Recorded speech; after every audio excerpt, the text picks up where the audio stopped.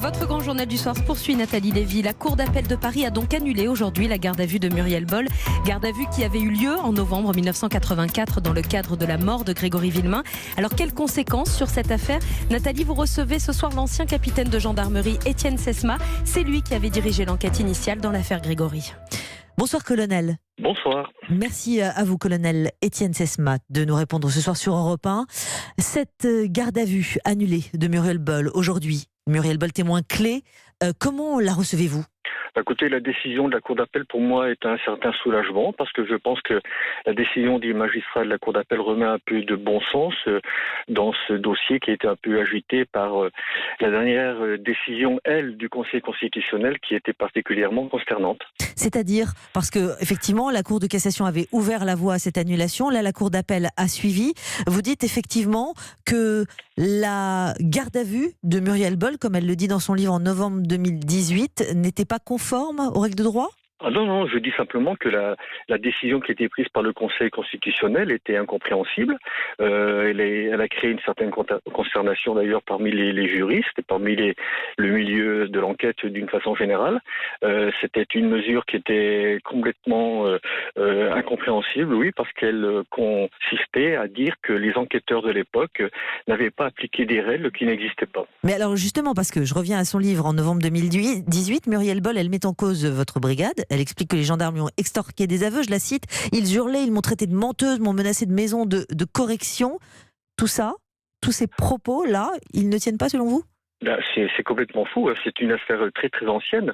Des vérifications ont été faites depuis très longtemps puisque Muriel Boll avec ses avocats n'avait pas manqué dès 1985 de porter plainte contre nous, notamment pour subornation de témoins.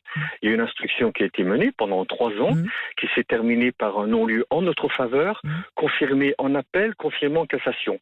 Donc si vous voulez, les conditions dans lesquelles nous avons entendu Muriel et nous l'avons gardé en garde à vue avaient été vérifiées et il avait été bien constaté que ces conditions étaient tout à fait normales. Alors nous avions pris même des mesures qui allaient au-delà des prescriptions prévues à l'époque. Alors je vous entends, vous dites avoir suivi à la lettre le code de procédure, vous l'avez même démontré, mais pourquoi est-ce qu'on ne lui a pas notifié par exemple ses droits, notamment celui de garder le silence ?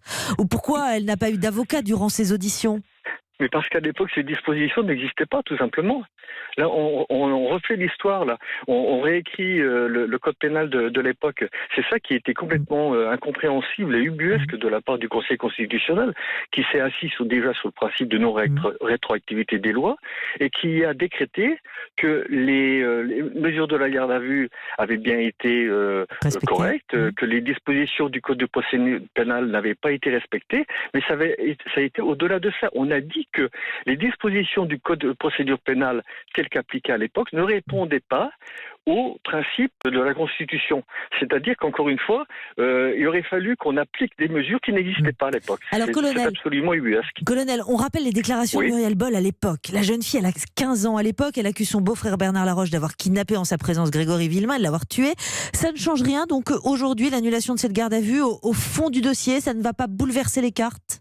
Ça va très très peu changer les choses parce que heureusement les magistrats ont pris le soin de conserver toutes les dépositions, toutes les déclarations, les révélations qu'elle a faites avant d'être placée en garde à vue. Donc c'est suffisant tout ce qui a été gardé pour maintenir un dossier conséquent sur ce témoin clé ?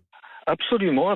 Il y aura quelques pièces qui vont être enlevées, mais les éléments fondamentaux de son témoignage, à savoir ses premières révélations recueillies par nous avant la garde à vue et ses dépositions ensuite devant le juge d'instruction, restent dans le dossier. Mais colonel, donc, si vous concédez tout quand le même... fond de l'affaire ne change pas. Mais vous concédez quand même, colonel, que ce dossier, il est quand même d'une certaine manière en décomposition, en miettes, avec des erreurs de procédure depuis le début, un juge très fragile, des médias qui n'ont pas été objectifs.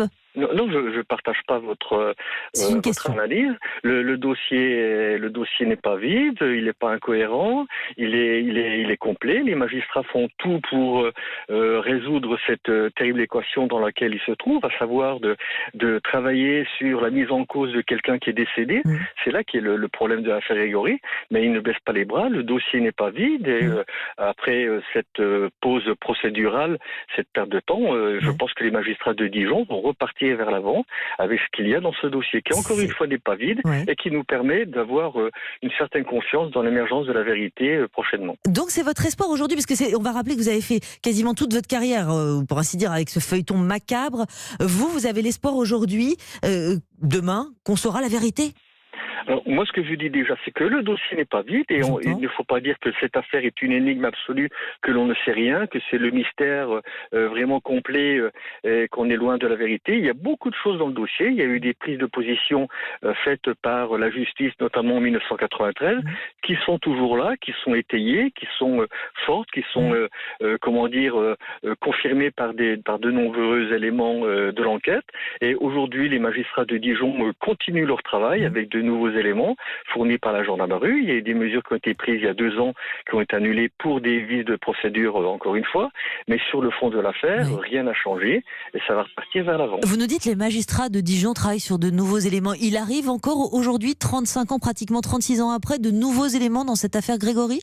Eh bien oui, puisqu'en 2017, ils ont pris des décisions qui étaient, je vous rappelle, très graves, puisqu'ils ont mis en examen Muriel Boll, ainsi que les parents, les époux Jacob. Bon, ces décisions ont été, encore une fois, attaquées pour une question purement de procédure, mais sur le fond, les éléments qui ont conduit à cette prise de décision par les magistrats de Dijon, ces éléments sont toujours là. Quelle est votre intime conviction, à vous, aujourd'hui, colonel Étienne Sesma, qui avait travaillé depuis le début, qui avait supervisé cette enquête dès les premiers instants? Quelle est votre intime conviction? Mon intime conviction, c'est que les magistrats qui ont travaillé sur le dossier à Dijon entre 1986 et 1993, à savoir le président Simon et le président Martin, ont fait un énorme travail, qu'ils ont beaucoup avancé, qu'ils ont établi des faits ou avancé des données qui sont très fortes et qui nous montrent dans quelle voie s'oriente cette affaire. Je ne peux pas en dire plus, c'est ma conviction, c'est pas ça qui compte. Mais ce que je sais, c'est qu'encore une fois, le dossier n'est pas vide. On ne peut pas dire n'importe quoi sur cette affaire. Il y a des décisions qui ont été prises, notamment en 1996, des prises de position très fortes qui ont été faites.